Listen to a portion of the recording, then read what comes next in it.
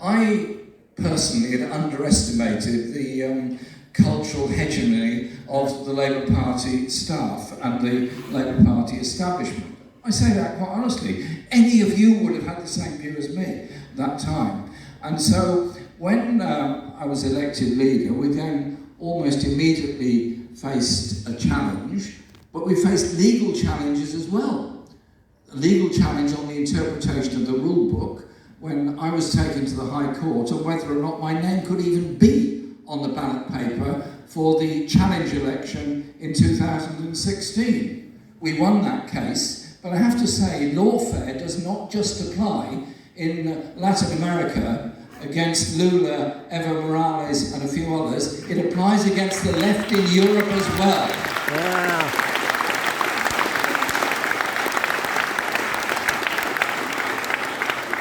And I'm writing a book that hopefully will come out at the conclusion of all of the legal cases that I've been dealing with, and you'll get the full story at that stage. I'm not allowed to say anything more at the moment.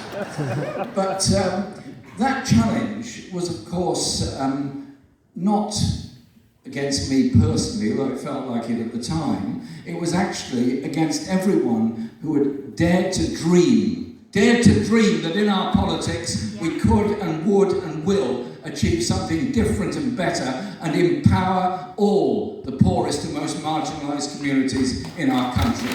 That's what it was about. Bravo! And so we then go, and this is what the Ford inquiry was about, partly, we go to the 2017 election campaign.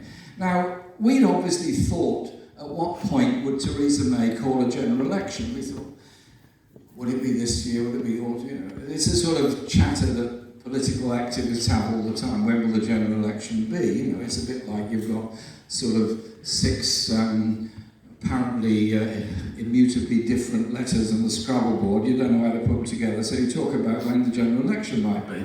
And we sort of chewed it over. And then there was a thought that it might be that summer of 2017, but it was very much a background thought. So when she announced the election, yes, it was a surprise to everybody. It turned out to be a surprise to the Conservative Party as well. We assumed she would have told the Conservative Party she was going to call an election, but apparently she didn't.